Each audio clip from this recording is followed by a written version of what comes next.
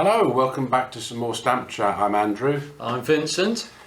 Today I've brought something which I don't think you'll be able to beat. It's quite unusual. The first ones I've seen of this. I'm quite a fan of military postal history, and it's a little bit morbid, but here I have 3 baggage tags from deceased soldiers' kits that was sent back to the relatives during World War II. They're very unusual, one of which is registered there from a field post office somewhere abroad. They've all got postal markings. They have, yeah, field post offices. Sent by OHMS, and this one's a printed deceased man's kit, and it gives the soldiers rank and regiment on there. It's the first ones I've seen, to be honest. I mean, it's amazing that these have survived since the war. It's just to think they actually printed those yes, things. oh, well, I mean, they must have been printed in tens of thousands, of course, but not as bad as the First World War, I'm sure. But yeah, these are World War II ones. They would have sent back their, personal effects, whether it's their military badges and, just personal effects, really. So we're going to put these under the camera. Right. It's the first ones we've seen, anyway. Yeah. Well, you don't really see many parcel tags from civilian mail, yet alone military, so I think they are quite unusual. And yeah, one wonders how they were accumulated in one place. Yeah, from different I think it families. was a military postal history collection they came from, but they're very unusual. Okay. So yeah, slightly morbid, but anyway, Vincent's going to brighten it up with something now. I am. It's interesting as those are.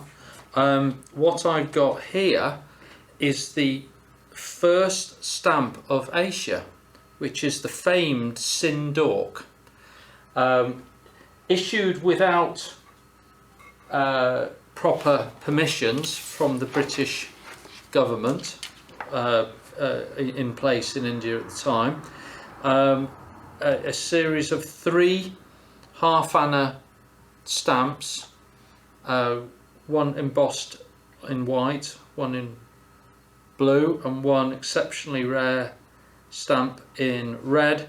The Scinde Dawks are pretty much the pinnacle stamp of Indian philately, and this example may be the finest used example of a white Scinde Dawk issued in 1852. So I'm going to pop that.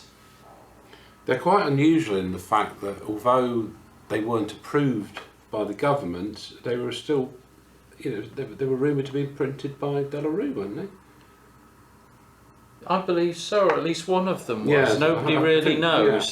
Shrouded in mystery. Because they're embossed, aren't they? And the red one's like a wax. That's seal, right, isn't it? But yeah, you certainly don't see them.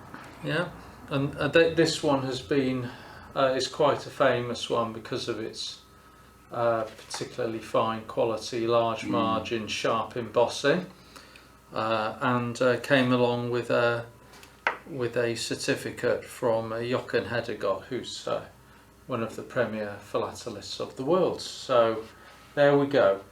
So the question is it Andrew's sad, morbid tags or my bright and cheerful stamp which wins this time? Please leave your thoughts, the messages below. Thanks. Thank you.